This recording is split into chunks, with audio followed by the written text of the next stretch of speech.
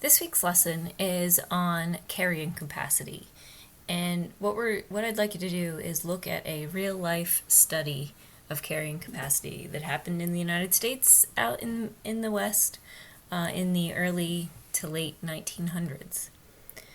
So what I'd like to do is point out some of the important things in the background information, show you how the data was graphed, and then hopefully point out some of the things that you'll need in order to answer the questions at the end. This is called the Lesson of the Kaibab. Just as a reminder, carrying capacity, which is seen here, is the maximum number of organisms that an area can support on a sustained basis. And the density of a population, meaning how many numbers of organisms in a population, can produce changes in the environment such that the environment becomes unsuitable for the survival of that species. For example, if you have too many plant eaters in an area, they can overgraze the land and may make the land unable to support the existence of other animals that eat those plants. So the kaibab is a species of deer. It's found on the Kaibab Plateau. And before 1905, the numbers of kaibab were estimated to be about 4,000. The average carrying capacity of this area of land was estimated to be 30,000 deer. On November 28, 1906, President Theodore Roosevelt created the Grand Canyon National Game Preserve to protect this herd of deer.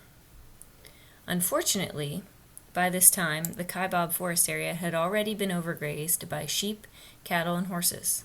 Most of all the tall grasses had been eliminated. You can use context clues here to understand that the Kaibab deer fed and lived on these tall grasses. The president believed that the first step to protect the deer was to ban all hunting. So in 1906, President Roosevelt banned all hunting of the deer. In addition, 1 year later, the Forest Service tried to exterminate the predators. So they did allow hunting of mountain lions, wolves, coyotes, and bobcats, which would have been the natural predator of these deer. Signs that the deer population was out of control began to appear as early as 1920. The range was beginning to deteriorate rapidly, meaning the area of land that the deer grazed on was completely being devastated. The Forest Service reduced the number of livestock grazing permits, so they didn't allow ranchers to graze as many livestock as they had been, cattle, sheep, things like that. By 1923, the deer were reported to be on the verge of starvation, and the range conditions were described as deplorable. The Kaibab Deer Investigating Committee recommended that all livestock not owned by local residents be removed immediately from the range, and that the number of deer be cut in half as quickly as possible. So what was happening was you had farm owners, ranchers who had their livestock populations that needed to graze on this land to make a living so they could sell their animals. And then you had this deer population, which was protected by federal law as deemed by the president. And all of these species, all of these organisms were competing for basically the same type of food. So in order to kind of control all that, hunting was reopened, and during the fall of 1924, 675 deer were killed by hunters. Okay, that's a small amount. However, this amount only represented 1/10 of the number of deer that had been born that spring. So that means about 7,000 deer had been born that spring, and hunters had killed about 700 of them. Over the next 2 winters, it was estimated that 60,000 deer starved to death. So this is in 1924. Even though they reopened hunting, there were so many deer on this area of land that the land could not support them. Today, the Arizona Game Commission carefully manages the Kaibab area with regulations geared to specific local needs. Hunting permits are issued to keep the deer in balance with their range. Predators are protected to help keep the herds in balance with food supplies. So they allow the predators that used to live there, the bobcats, the coyotes, the wolves, the mountain lions, they allow those to continue to be there so that the deer population doesn't explode out of control again. Tragic winter losses can be checked by keeping the number of deer near the carrying capacity of the land, which, as we said at one point, was about 30,000 deer. So the first task, which I'm not asking you to do, was to take this data and to graph it. This is the graph of years on the x-axis versus number of deer in the Kaibab population on the y-axis. So we started out at 1905, where there were approximately 4,000 deer. You can see as the years went on, the Kaibab hit a maximum of 100,000 deer in 1924, and then the population started to decline again, until in 1931 they were around 20,000 deer. Remember that the carrying capacity of the land was reached at 1929 with 30,000.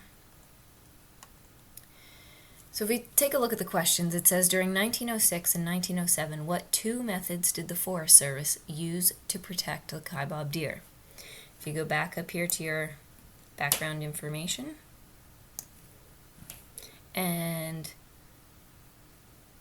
looking in this area, you should be able to find that answer.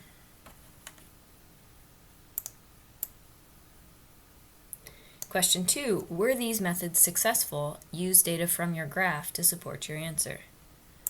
So, were the methods of increasing the deer population successful after this point? Because they were looking at 1906 and 1907 when they made changes in order to increase the deer. Were those methods successful? Take a look at the graph line here and give me some data points to support your answer. Number 3, why do you suppose the population of deer declined in 1925, although the elimination of predators had occurred? Here's 1924. Why did the population start to go down? If you go back up to the background information and look in this area here, you will find that answer.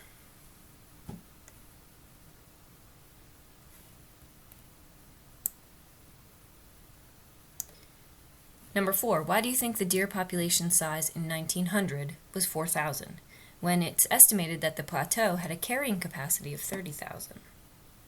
And again, go back up to what we read. Take a look.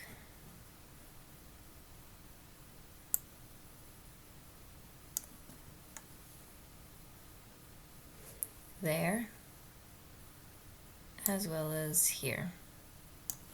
Why was the population so low in 1904? Number 5, why did the deer population decline after 1924? So after 1924, looking here, they had reduced the predators, and then they had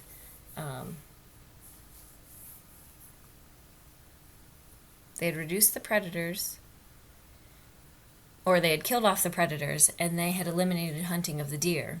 Then they restarted hunting of the deer in 1924. However, the deer continued to decline for reasons right there. And questions 6 and 7 and 8 are your own personal opinion. Number 6 says, based on these lessons, suggest what you would have done in the following years to manage deer herds.